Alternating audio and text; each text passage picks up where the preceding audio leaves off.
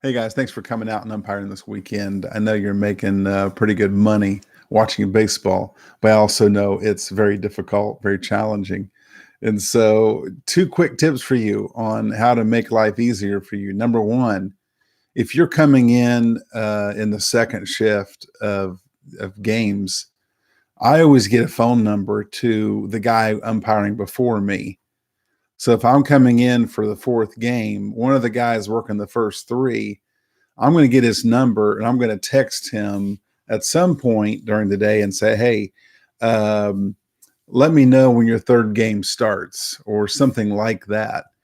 Because if I pull into the park, I would like to know myself if they're running ahead or if they're running a half hour behind. And maybe I stop and, eat a cheeseburger or something. That makes life easier. I also recommend having a phone on the field. Obviously, they don't want us hanging out on our phones and checking Instagram when a guy's still in second base.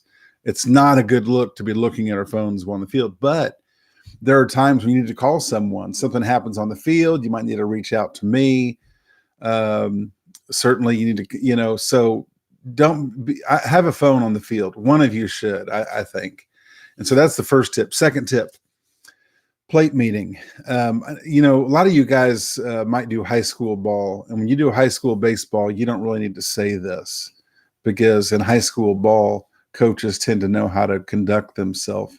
When you go to 10-year-olds coached by the second baseman's dad, who might be a great guy, but when he is coaching his team and concerned about his son and what's happening to him, he's not always such an understanding guy.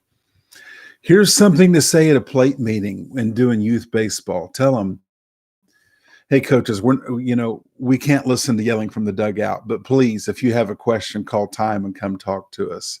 Don't say this in a threatening way. Say this in a really like a polite way. Hey, and you're not saying, hey, I won't listen to yelling from the dugout. You're not saying it like you have a chip on your shoulder, although we do sometimes. I know I do. You're saying it like, it's just not allowed. Coach, we can't allow, coach, say it just like this. Coaches, we can't allow yelling from the dugout, but by all means, if you have a question, call time and come talk to us. Like once they get mad, it's kind of hard to lay down that ground rule. But if you lay down that ground rule from the plate meeting, then you have that understanding. So if they get mad and yell during the second inning, you can just say, Coach, if you have a question, call time, come talk to me. Listen, don't allow bad behavior. Don't allow unsportsmanlike behavior, but you have to kind of teach them. So that's my second tip for you at the plate meeting. Tell them, coaches, we can't allow yelling from the dugout, but if you have a question, come out and talk to us. Man, that can make your game go so easier.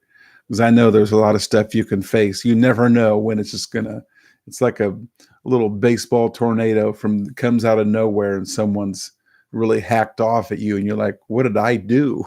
So there's a couple tips for you. Have a great weekend. Thanks for coming out and umpiring for us this weekend.